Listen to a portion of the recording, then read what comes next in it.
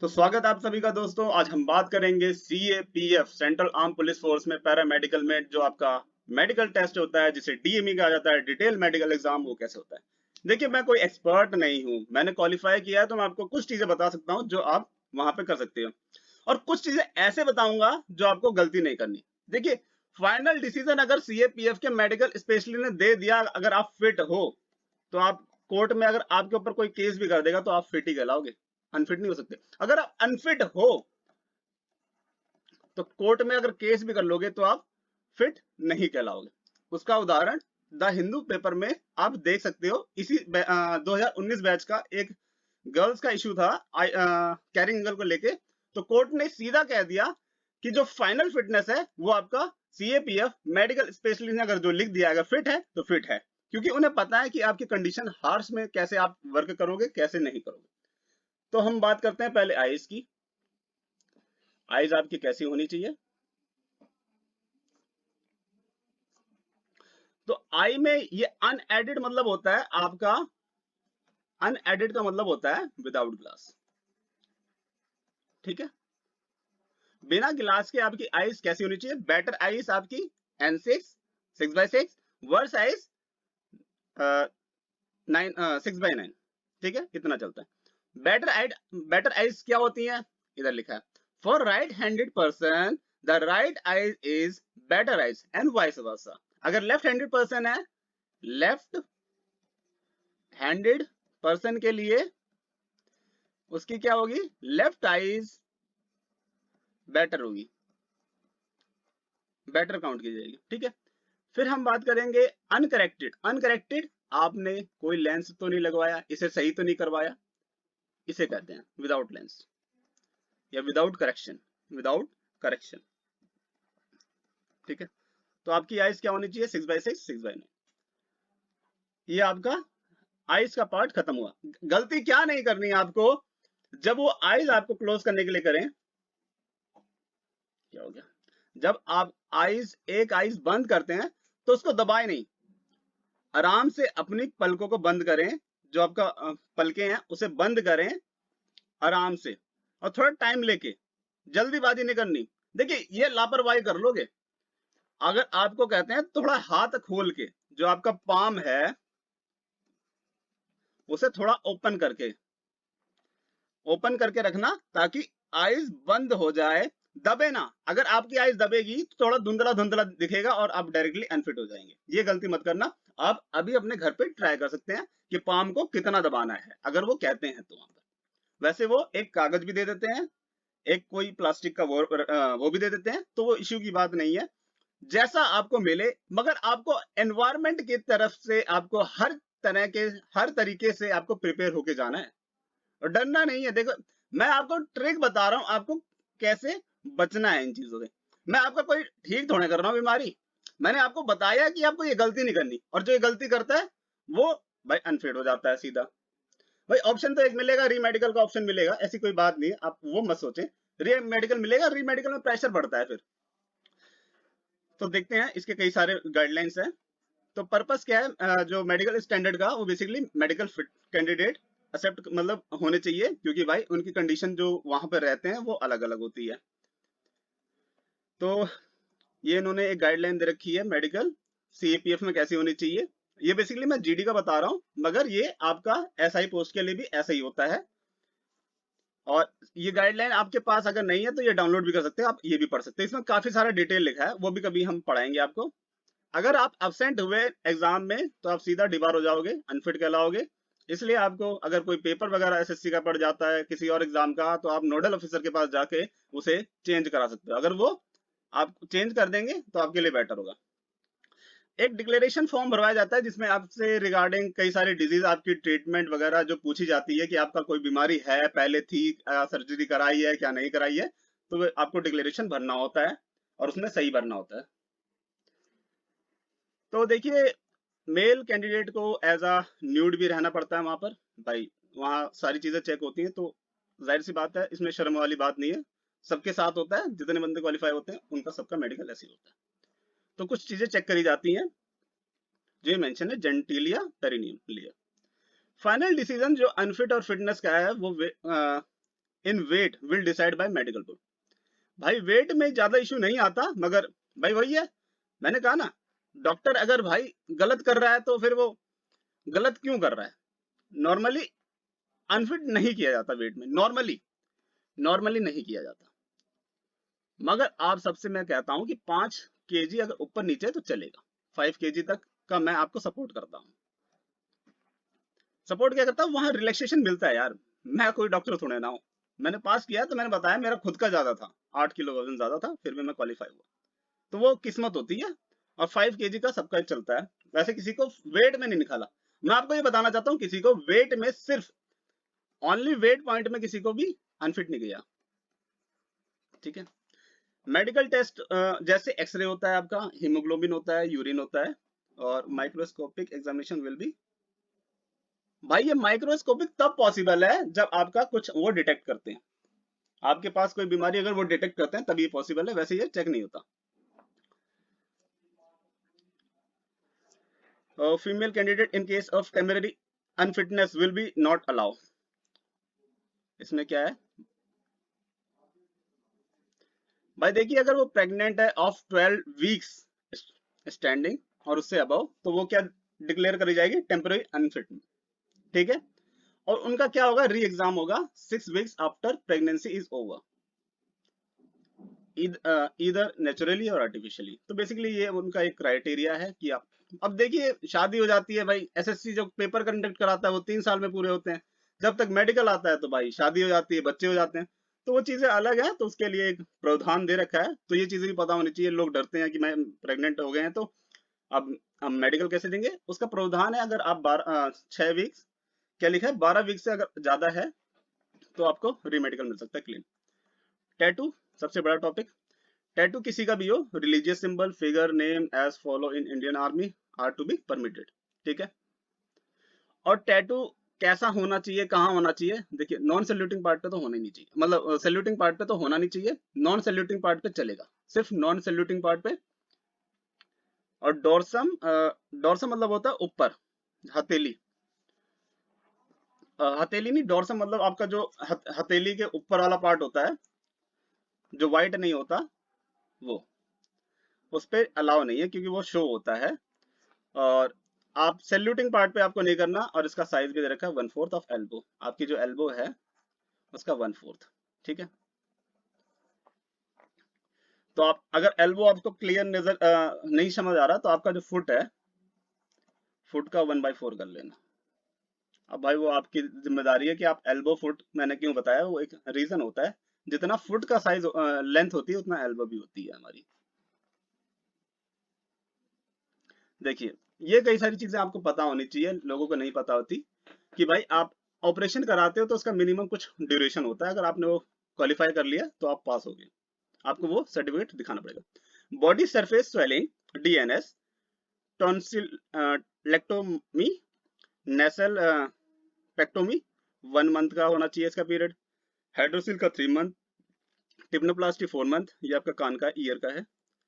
फिर जो ये सर्जरी है, peritoneum repair of hernia, varicocele surgery, varicocele surgery, ये बेसिकली आपका नस का है, मतलब वेन्स वगैरह जो होती हैं वो ज्यादा एनलार्ज होती हैं तो उसकी सर्जरी है। Surgery of fistula in ano, ये 6 मंथ्स के लिए। Above above time consider as the, ये जब आपका मेडिकल डेट दे रखा है तब तक का काउंट होगा, कि आप बाद में कभी मेडिकल दे रहे हो चेंज करा के, आप अपना महीना का कोटा पूरा करना चाहते हो, तो पॉसिबल नहीं है भाई। डिटेल मेडिकल एग्जाम, री मेडिकल एग्जाम के बीच अगर आप प्रोविजन कराते हो कोई भी, तो आप अनफिट कहलाओगे सीधा, डायरेक्टली। ठीक है। The candidate must not have knock knee, भाई नॉकनी नहीं होनी चाहिए। नॉकनी मतलब दोनों घुटने जुड़ रहे हो, लड़ रहे हो आपस में, लड़ कट के पिट रहे हो। वैसे नॉकनी का तो यार कोई सेंस बनता नहीं, अगर नॉकनी किसी के है तो वो बंदा रनिंग ही नहीं कर सकता मेरे हिसाब से तो। फिर भी थोड़ा माइनर माइनर होता है, कई कई माइनर होता है, उसमें भी रिजेक्ट कर देते हैं लोगों को। फ्लैट फुट नहीं होना चाहिए। वेरिकोस वेन्स, आपका जो पैर का पीछे वाला पार्ट है तो उस पे वेरिकोस वेन्स पूरा गुच्छा सा दिखता है। एक स्क्विंटिंग आइज, रेडनेस कुछ। फिर आपका ये आपका ब्लड प्रेशर का रेंज दे रखा है, हीमोग्लोबिन का रेंज दे रखा है। देखिए हीमोग्लोबिन मैंडेटरी है, अगर आपका कम हुआ आप डायरेक्टली डिबार हो जाओगे डायरेक्टली। कई बंदों को निकाला है, मेरे से बात भी हुई है मेरी उनसे। तो इट इज बेटर देन कि आप अपना हीमोग्लोबिन वगैरह चेक करा के जाओ और ब्लड प्रेशर भी चेक करा लो। आपको वहाँ ब्लड प्रेशर के समय कोई भी टेंशन नहीं लेनी, आपको लंबी सांसें लेनी है, रिलैक्स होना है। अगर आप फर्स्ट टाइम दे रहे हो थोड़ा सा दिक्कत होती है, मगर कोई बात नहीं, आपको 3 अटेम्प्ट मिल जाएगा। ऐसा मेरे साथ हुआ है तो भाई मैं बता रहा हूँ 3 अटेम्प्ट मिल जाएगा। फिर कई सारे ग्राउंड्स हैं मतलब जिसपे आपको रिजेक्ट किया जा सकता है। इंडिकेशन ऑफ एनी क्लोन, आपको ट्यूबरकुलोसिस है, सिफिलिस है, कई सारी डिजीज हैं, हाइपरटेंशन है, अर्थराइटिस है। हाइपरटेंशन वही बीपी अगर आपका ज्यादा है। फिर आपका अस्थमा वगैरह है, फिर आपका हार्ट का डिजीज है, फिर आपका efficient discharge of training duties।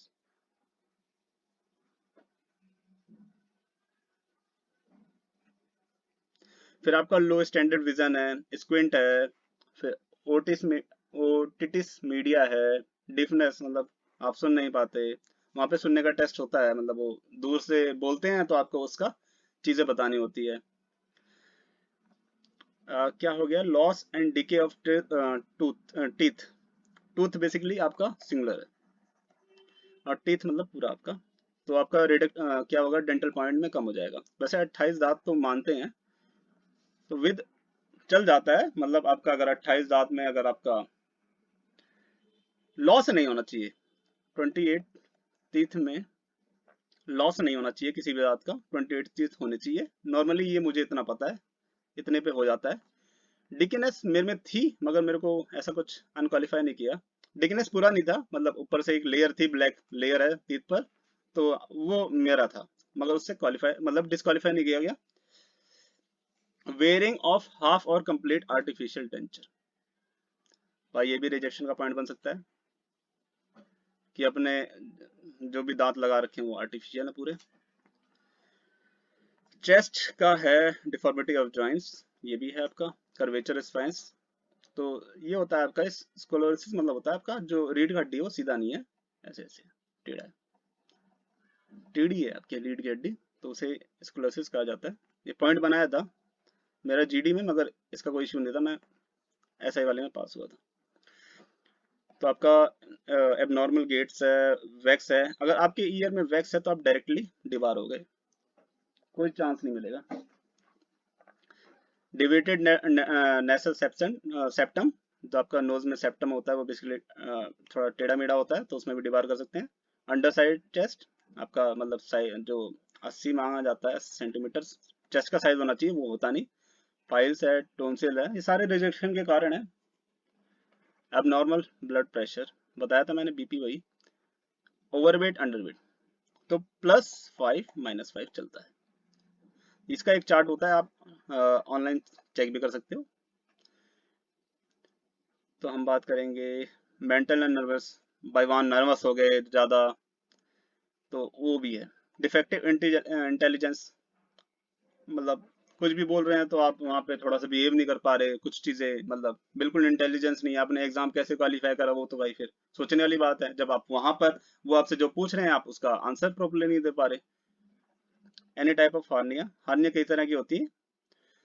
और आपकी क्या हो गई, chronic skin disease like vitiligo, leprosy, कई सारी बीमारियां हैं जो नॉर्मली लोगों को नहीं होती, मगर ये उनके एक प्रावधान में मेंशन है। अगर आपको ये दिक्कत है तो आप नहीं कर सकते।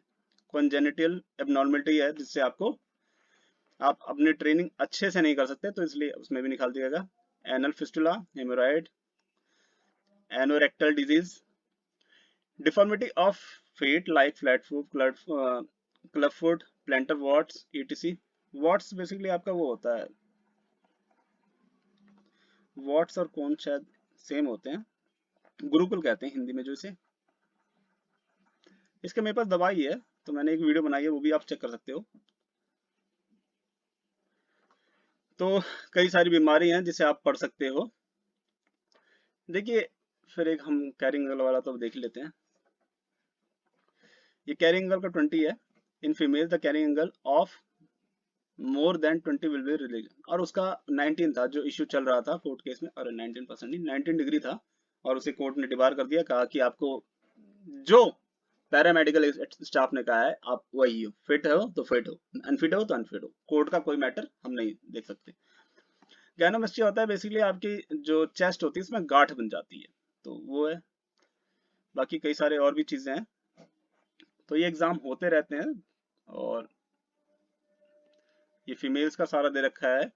If urine test for female pregnancy is positive then candidate will be declare temporary unfit, और ये एग्जाम होगा उसका 6 वीक बाद। और मैंने आपको बताया 12 वीक का से ज्यादा होना चाहिए वो प्रेगनेंसी वाला केस। एविडेंस क्या है, ओवेरियन सिस्ट, और ये यूट्रस वाला है आपका। Pelvic inflammatory disease qualifying nature होगा, डिस्क्वालिफाइंग नेचर होगा। और कई सारी बीमारियां हैं और भी। फिर हम देख लेते हैं स्पाइनल फ्रैक्चर। उसके बाद क्या है, आर्थराइटिस है, उसके मतलब कई सारे टाइप्स लिख रखे हैं। भाई अब डॉक्टर तो है नहीं कितने सारे टाइप पढ़े, मगर ये नॉर्मली लोगों को नहीं होता, और जिसको बीमारी होगी तो उसको पता भी चल जाता है। पेन रहता है। स्क्लोसिस मैंने आपको बताया रीढ़ की हड्डी टेढ़ी होना, तो उसका क्या बताया, मोर देन कॉब मेथड होता है, उससे मेजर करा जाता है अगर 15 डिग्री से ज्यादा है टोन। तो हमारे पास कई सारे हैं। तो बस इतना ही है आपका। देखिए यहाँ पर आइज की बात कर लेते हैं कि आपको कॉन्टेक्ट लेंस नहीं लगाना और लेजर सर्जरी नहीं कराना। 1 महीने बाद लेजर सर्जरी डिटेक्ट नहीं होती। तो बाकी ये आप अपने ऊपर गारंटी लेके करना, मेरे ऊपर नहीं। डिटेक्ट नहीं होती ऐसा नॉर्मली माना जाता है, मगर ये सिर्फ आपके ऊपर डिपेंड है आप कराना चाहते हो कि नहीं। Union examination will be done and any abnormality. अब भाई यूनियन एग्जामिनेशन हुआ है तो उसके अंदर कुछ भी अगर आता है तो आपको रिजेक्ट कर सकते हैं, अगर आपको कोई भी दिक्कत है, मतलब इन्फेक्शन वगैरह होता है आप डायरेक्टली रिजेक्ट हो जाओगे। स्किन में जैसे कुछ भी भाई प्रॉपर फिंगर होनी चाहिए, प्रॉपर सब कुछ होना चाहिए बॉडी का पार्ट। तो ये सारी चीजें तो आपने उसी में पढ़ी थी, जनरल हाइड्रोसील, वेरोसील, पाइल्स है, फिर हार्निया 6 मंथ का बताया था, लीवर स्प्लीन एक्सरे में आ जाता है, और any evidence of disease of internal organ of the abdomen, मतलब जो एक्सरे के अंदर आ गया अगर वो डिटेक्ट हुआ तो आपको दिक्कत हो सकती है। और पास्ट क्या है, मेंटल ब्रेकडाउन, अगर आपको कोई मेंटल डिजीज बीमारी है। और क्या है, candidate should be able to force whisper with each ear at the distance of 610 centimetre, 6 metre दूर से, in a quiet room. There should be no evidence of present past of the ear, nose, throat. ठीक है। तो ये test normally होता नहीं, मगर अगर कोई बंदा सुन नहीं पाता तो वो कई सारे टेस्ट करके वो चेक करते हैं बेसिकली। तो आपको नॉर्मली आपको एग्जाम में पास होना है, डरना नहीं है। ये तो मैंने सिर्फ एक आपको तरीका बताया है, काफी सारी इसमें मेंशन है कि आप डाउनलोड कर सकते हो, अपना कांस्टेबल वाला डाउनलोड कर सकते हो, तो उससे आपको पता चल जाएगा ये सारी चीजें। ये आपको 19 वाला डाउनलोड करना पड़ेगा और 18 वाला, SSC GD 18 वाला नोटिफिकेशन डाउनलोड करना पड़ेगा, जो आपका 21 वाला है उसमें नहीं है, उसमें नहीं मेंशन है सारी चीजें। 18 वाला आप डाउनलोड करके पढ़ सकते हैं चीजों को।